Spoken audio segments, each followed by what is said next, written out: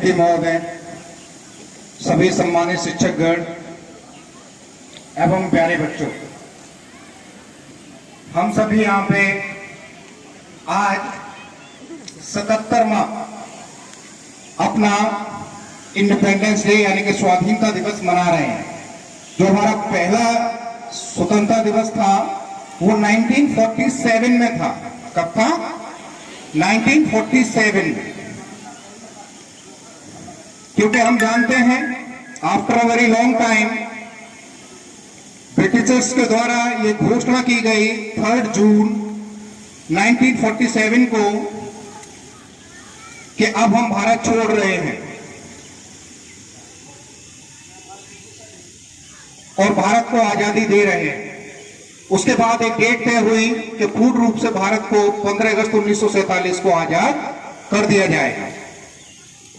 तो पहला स्वतंत्रता दिवस 1947 को मनाया गया। उस हिसाब से अगर हम कैलकुलेशन करते हैं तो 2023 में हमारा 77 इंडिपेंडेंस डे होता है। सभी बच्चे ठीक से बैठ जाए। अब बात आती है, एक बच्चे ने स्पीच दी थी, मैं बड़े ध्यान से सुन रहा था। एक टीचर ने भी बड़ी अच्छी स्पीच दी थी, तो मैंने सुना उन्हें। तो उन्होंने कहा कि आजादी के इतने साल बाद भी अंग्रेजों ने हमें बहुत से चैलेंजेस देकर गए कि हम किस तरह का शासन, किस तरह का देश विकसित करने जा रहे हैं।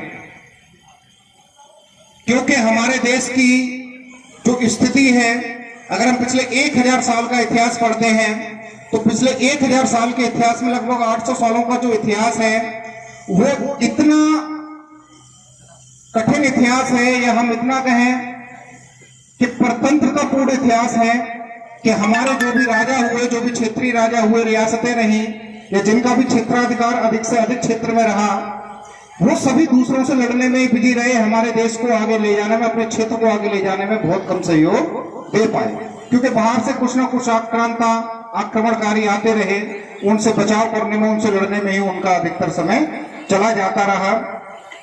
क्योंकि कभी मुगल, और मुगल के जाने के बाद फिर अंग्रेज।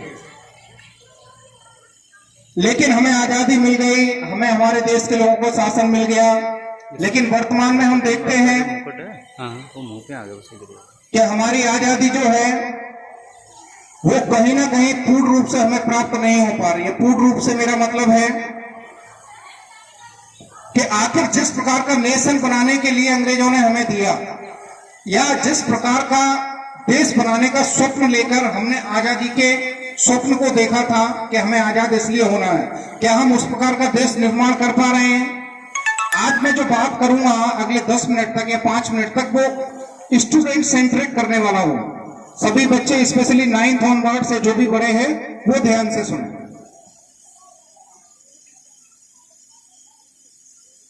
हम जो बात कर रहे हैं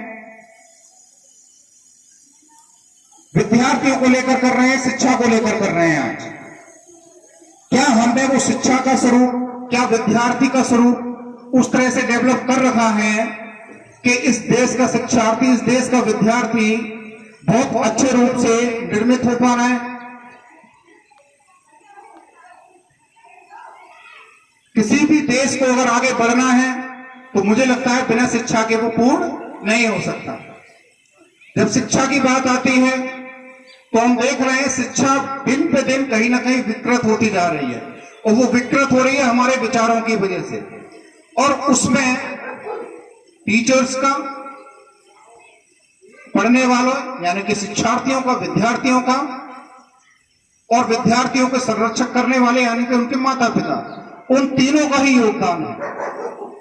कहीं ना कहीं हम तीनों को यह विचार करना है कि हम इन चीजों को कैसे अवमुक्त कर सकते हैं। जैसे अभी मैं कल न्यूज देख रहा था रात में, तमिलनाडु की एक घटना थी। एक पिता की एक इकलौती संतान, उस बच्चे की माता पहले ही खत्म हो चुकी थी। उस बच्चे ने नीट का एग्जाम दिया था, और उस बच्चे ने नीट का एग्जाम दिया, दूसरा अटेम्प्ट था उसका इस बार, और दूसरे अटेम्प्ट में वो नीट क्लियर नहीं कर पाया तो उसने आत्महत्या कर ली। उस बच्चे ने आत्महत्या कर ली तो उस इकलौते बच्चे के पिता ने अपने बच्चे का अंतिम संस्कार किया, और अंतिम संस्कार करने के बाद बाबूजी अगले दिन उसने आत्महत्या कर ली, पिता ने। तो आखिर ये किस तरह का देश का निर्माण चल रहा है? हम समझ नहीं पा रहे हैं कि हमारे जीवन लेने का उद्देश्य क्या है, जीवन में करने का उद्देश्य क्या है, पढ़ने का उद्देश्य क्या है। क्या केवल एक मार्क्स क्रैक या मार्क्स कुछ प्राप्त ना होने के कारण या एक एग्जाम क्रैक ना होने के कारण हम लोग इस तरह के डिसीजन लेने लगे हैं? तो कहीं ना कहीं हमें इस पर विचार करना है। जैसे अभी एक आजमगढ़ की घटना हुई, एक बच्ची ने आत्महत्या कर ली।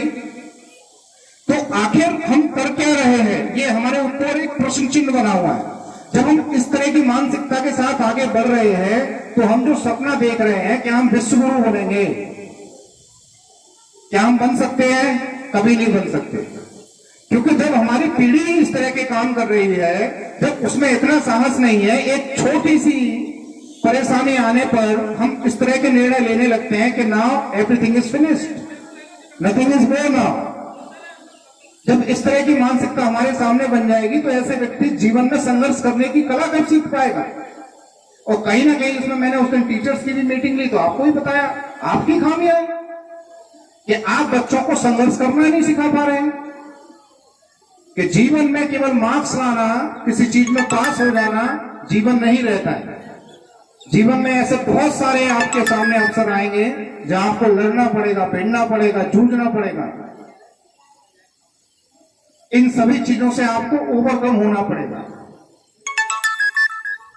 यह हमारी आप सबकी जिम्मेदारी है कि हम सभी, आज पेरेंट्स कम है, पिछली बार कार्यक्रम में पेरेंट्स ज्यादा थे, लेकिन ये जो बच्चे बैठे हुए उन सभी से मैं अपील करता हूं, स्पेशली इसी वजह से मैंने कहा 9th ऑनवर्ड्स, क्योंकि आप लोग थोड़ा टीनेजर्स हो, मैच्योर होने लगते हो, बातों को समझने लगते हो। आपका जो सेंसिटिव लेवल है थोड़ा हाई होने लगता है। टीचर्स अगर कुछ कह दे, कुछ डांट दे, तो फिर आप थोड़ा फील करने लगते हो। तो आप लोगों से विशेष अपील कर रहा हूं मैं कि इस तरह के वातावरण को आप प्लीज मत बनाइए। और टीचर से मैं कहना चाहूंगा कि अगर आपको वाकई में एक अच्छे राष्ट्र का निर्माण करना है तो आपको ये चीजें भी आपको सिखानी पड़ेंगी अपने स्टूडेंट्स को। नहीं तो बात कहने की हो जाएगी, केवल अमल में कुछ नहीं लाई जाएगी, और भविष्य तो आप सोच ही सकते हैं क्या होगा। अभी मैं एक छोटी सी घटना अपने विद्यालय की बता देता हूं, वैसे बताने वाली नहीं है, लेकिन बता देनी चाहिए, इसमें कोई बुराई नहीं है। बाबूजी, एक बच्चा है, आई थिंक 7th या 8th क्लास में पढ़ता है, वो बस में शोर मचा रहा था, तो बस मॉनिटर ने उसे डांट दिया। अब वो उस बच्ची से ये कहता है, वो बॉयज, जो बच्चा शोर मचा रहा था, कि दीदी अगर आपने मेरी शिकायत करी तो मैं सुसाइड कर लूंगा। बताओ, मतलब इस तरह की मानसिकता। फिर मुझसे आगे माफी मांगता, नहीं सर मेरे मुंह से निकल गया। तो कहीं ना कहीं आप लोगों के दिमाग में ये चीज चल रही है ना, वो आ क्यों रही है? आखिर आपके माता पिता इसलिए आपको तैयार करते हैं, इसलिए आपके ऊपर इतना भरण पोषण कर रहे हैं, इतना खर्चा कर रहे हैं आपके ऊपर, कि आप लोग इस तरह की मानसिकता अपने मन में लेकर आई है। कि टीचर अगर आपसे कहते काम कंप्लीट क्यों नहीं है, लर्न क्यों नहीं है, थोड़ा सा डांट दिया, कुछ कह दिया, तो आप इस तरह की मानसिकता सोच लें। या आप या टीचर ने कुछ कहा, उन बातों का मैनिपुलेशन करके घर पे कुछ भी कह दें। इन चीजों से थोड़ा बाहर निकलिए। आप जब हमारे पुरातन समय में जाएंगे, आप सोच के देखिए हमारे यहाँ कितने बड़े बड़े विश्वविद्यालय थे। नालंदा जैसा विश्वविद्यालय, मुझे उस आक्रांता का नाम ध्यान नहीं आ रहा है, कौन सा मुगल शासक था जो बहुत बीमार पड़ा था, तो जिसकी बीमारी का इलाज कहीं मिल नहीं रहा था, नहीं था, खिलजी था ना, बख्तियार खिलजी। वो बीमार पड़ा तो उसने सारे वैद्य ढूंढ लिए, कहीं उसका इलाज नहीं मिला। फिर उसे किसी ने बताया कि वहां नालंदा विश्वविद्यालय में एक वैद्य है, क्या नाम था, मैं भूल गया उनका नाम। तो मतलब उनको बताया कि साहब आप वहां जाके पता कीजिए। यहां से एक व्यक्ति गया, उन्होंने कहा ऐसे ऐसे एक हमारे यहाँ राजा हैं, उनकी ऐसे ऐसे तबीयत खराब है। उन्होंने कहा ठीक है हम इलाज कर देंगे, कोई दिक्कत नहीं है। उन्होंने अपनी पुस्तक निकाली, उन्होंने कहा ये इलाज है, आप ये चीजें बना के उन्हें पीस के दे दीजिए, वो ठीक हो जाएंगे। और वो लाइलाज इलाज बीमारी उस छोटे से इलाज के थ्रू ठीक हो गई। तो बख्तियार खिलजी फिर नालंदा विश्वविद्यालय में गया, और नालंदा विश्वविद्यालय की जब उसने हेरिटेज को देखा, वहां की रिचनेस को देखा, कह रही है कितना फला फूला है, तो देख के दंग रह गया। और जब उसने वहां की किताबों का अध्ययन किया तो वो सोच में पड़ गया, बोला यहाँ का इतिहास, यहाँ का कल्चर, यहाँ का ज्ञान इतना धनवान है, इतना वैल्यूएबल है। वो बोले हम इन सब चीजों से अनजान हैं। उसने वहां पे आतंक मचाया, और वो पूरी जो वहां की लाइब्रेरी थी, कहा जाता है इतनी पुस्तकों की संख्या थी कि 6 महीने से ज्यादा तक आग जलती रही थी। यानी कि आज अगर उसने किताबों में आग लगाई तो अगले 6 महीने से ज्यादा तक आग जलती रही, इतनी किताबें थी। मतलब इतना रिच हमारी हिस्ट्री है। हम ऐसे थोड़ी विश्व गुरु रहे थे, सोने की चिड़िया ऐसे थोड़ी कहे जाते थे। हम देखते हैं कि गुरु शिष्य परंपरा में जहां गुरु द्रोणाचार्य ने एक शिष्य जो सीख रहा था जंगल में बैठ के तीर कमान धनुष बाण चलाना, उसने देखा कि ये तो लड़का बहुत अच्छा चला रहा है, क्या नाम है? कि मेरा नाम एकलव्य है। तुम्हारे गुरु कौन है? कि मेरे गुरु द्रोणाचार्य हैं। और द्रोणाचार्य खुद उससे बात कर रहे हैं। द्रोणाचार्य को जानते हो? कि नहीं, मैं तो कभी शिक्षा नहीं ली, लेकिन मैंने उनकी मिट्टी की मूर्ति बना रखी है। और गुरु द्रोणाचार्य ने उनसे गुरु दक्षिणा में उनका अंगूठा ही मांग लिया, क्योंकि अंगूठे के बिना वो नहीं संभव है। और उस शिष्य ने हंसते हंसते दे दिया। वो भी कह देता मैं तो आत्महत्या कर ले रहा हूं। मतलब इस तरह की परंपरा रही है हमारे बीच। लेकिन इन चीजों को आपको समझना पड़ेगा कि अगर हमें बहुत अच्छी जीवन जीने हैं, आप बात समझिए, हर एक विद्यार्थी जीवन में सरकारी नौकरी प्राप्त नहीं कर सकता, हर एक विद्यार्थी जीवन में प्राइवेट नौकरी प्राप्त नहीं कर सकता। अभी तो जीवन के प्रथम सोपान पर आप लोग चढ़े हो, अभी आप अपने माता पिता के संरक्षण के अंदर चल रहे हो, तो आपका जीवन सुखमय चल रहा है। जैसे जैसे आप अपने पैरों पे चलना शुरू हो गए, जीवन की परिस्थितियां, जीवन के हर्डल्स आपको रोकना टोकना लड़खड़ाना शुरू कर देंगे। उसके बाद आपकी असल परीक्षा शुरू हो जाएगी। फिर जीवन में कितने बदलाव आएंगे आपको भी नहीं पता। आप करना कुछ चाहते थे, होगा कुछ। उन परिस्थितियों में लड़ना ही आपके जीवन को प्रभावी बनाएगा और जीवन में आपको आगे लेकर जाएगा। तो मेरा आप सभी से अनुरोध इतना ही है कि मानसिक रूप से अपने आप को सुदृढ़ बनाइए। कोई भी विद्यार्थी का, कोई भी शिक्षक किसी भी प्रकार से दुश्मन नहीं है। कोई भी माता पिता आपका अहित नहीं चाहता है। केवल आपका उद्देश्य सबका यही है कि जिस उम्र में जिस व्यक्ति से जो काम की उम्मीद रखी जाती है, जैसे मैं अपने शिक्षकों से यह उम्मीद करता हूं कि आप एक अच्छा काम कीजिए, just behave like a teacher, just perform like a teacher. और जब टीचर उस तरह का वर्क नहीं करते तो डांट भी खाते हैं, फाइन भी लेते हैं। ऐसे ही हम भी आपसे उम्मीद करते हैं कि as being a students you have to perform like a students, when just do not have activities like a complete student. कि एक अच्छे आचरण को जब आप धारण नहीं करते हैं, कि एक विद्यार्थी के जैसे गुण होने चाहिए वैसे आप लोगों के अंदर गुण प्राप्त नहीं होते हैं, नहीं दिखते हैं, तो हम लोगों को तकलीफ होती है। फिर हम आप लोगों को डांट के दिए, कभी कभी पनिशमेंट भी देते हैं, और कभी कभी इन चीजों से बढ़कर भी जाते हैं। इसका मतलब यह नहीं है कि हम आपका अहित चाहते हैं।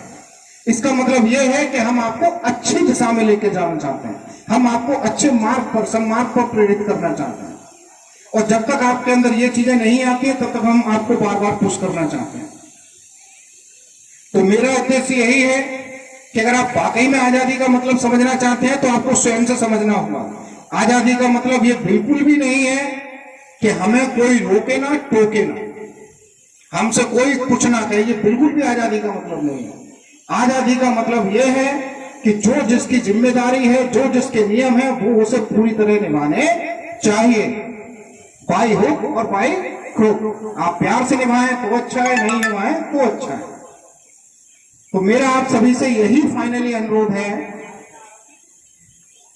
कि आजादी का असली मतलब अगर आप एंजॉय करना चाहते हैं, अगर आप देश को अच्छा बनाना चाहते हैं, आप वाकई में देश का एसेट्स बनना चाहते हैं, देश का बहुमूल्य संपदा बनना चाहते हैं, तो आपको कुछ ना कुछ ऐसा करना पड़ेगा, कुछ ना कुछ अलग करके दिखाना पड़ेगा।